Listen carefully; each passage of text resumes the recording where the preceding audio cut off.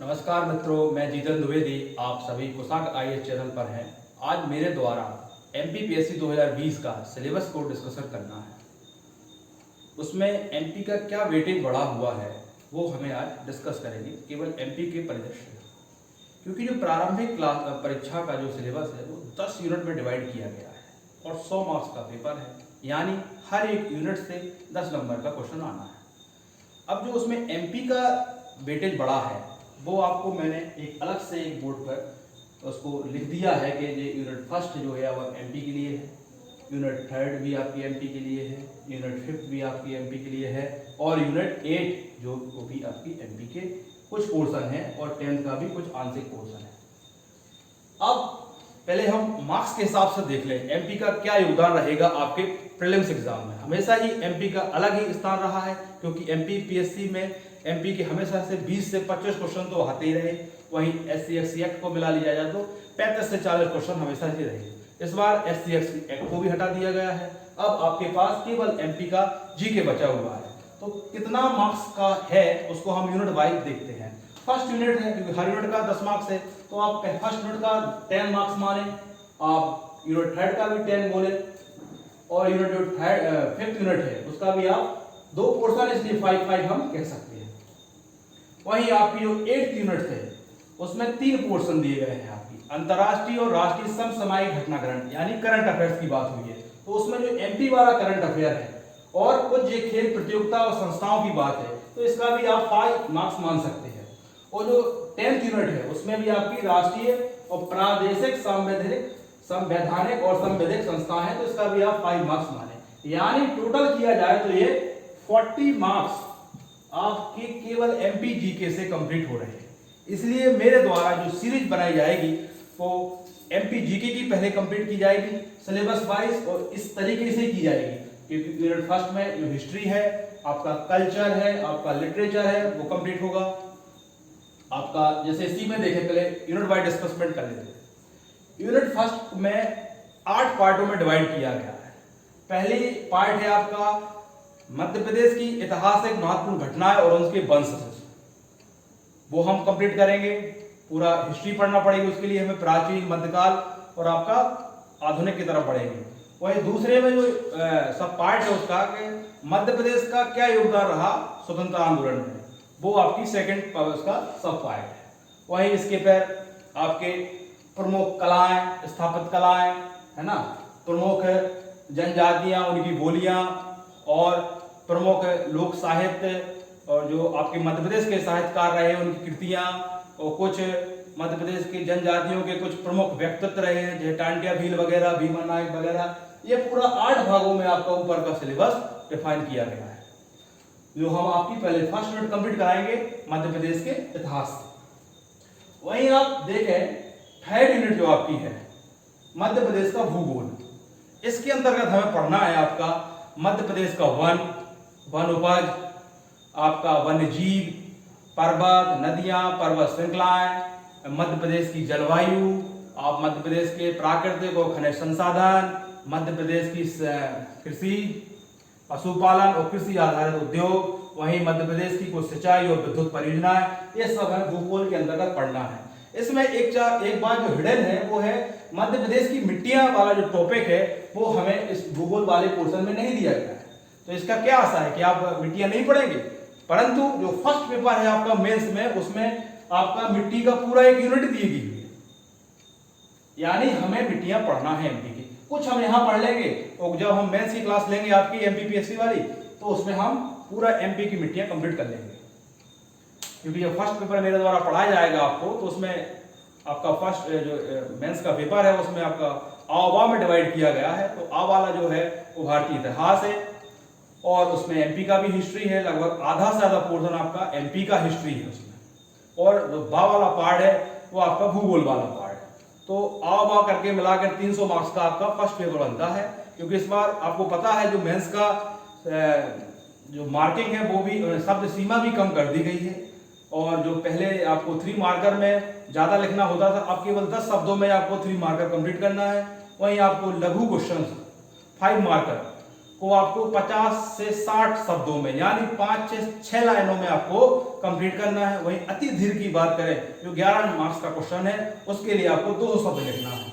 तो जब मेरे द्वारा मेंस का फर्स्ट पेपर कराया जाएगा तो उसमें हम आपकी भारतीय इतिहास भी करेंगे और एमपी की हिस्ट्री भी उसमें अलग से ही कर लेंगे, क्योंकि मैं नहीं चाहता कि यहाँ वहाँ कोई चीज मिले। और मैं यहाँ बताता रहूंगा प्रीलिम्स की क्लासों में कि हम इसको 3 मार्क का कैसा लिखेंगे, आपका लघु क्वेश्चंस को 50 से 60 शब्दों में कैसे लिखने की कोशिश करेंगे, यही क्वेश्चंस को हम आपके अति धीर में पूछ रहे तो उसको कैसे कंप्लीट करेंगे।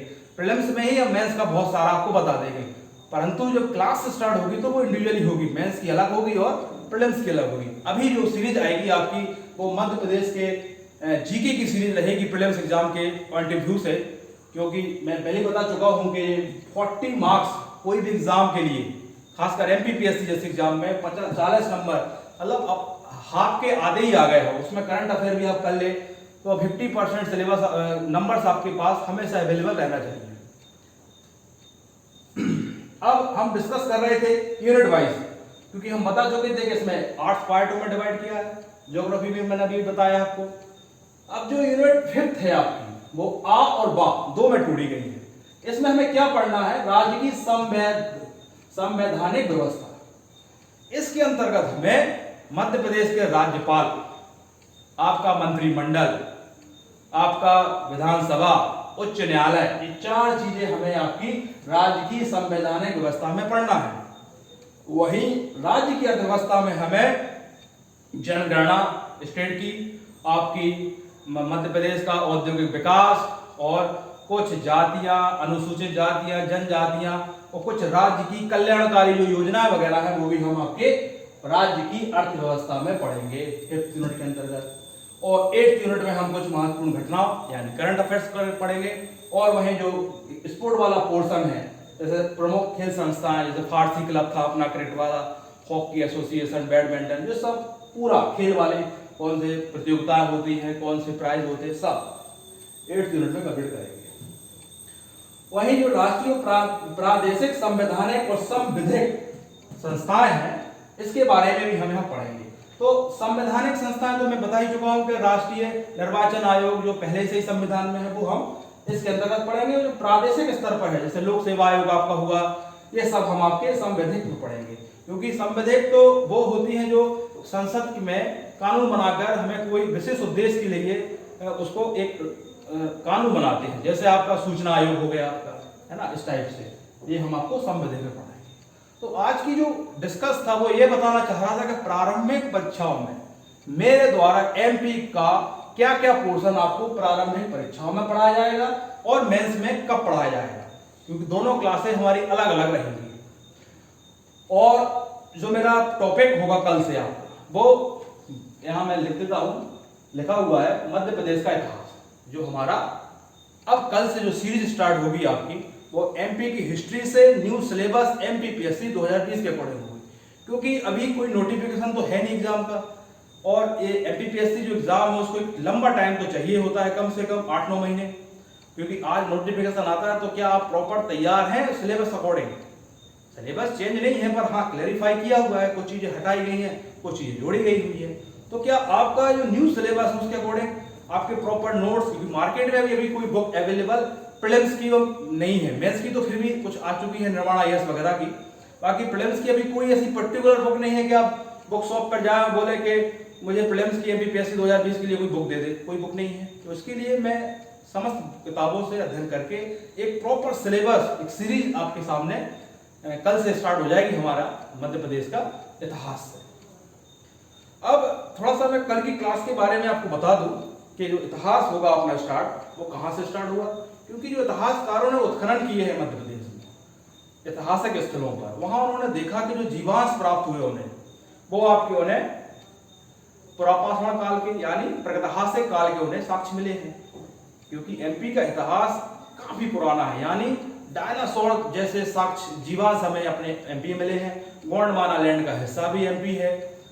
तो जो पूरा इतिहास है वो आपका वो शुरुआत से स्टार्ट हो जाता है, माने पाषाण काल से।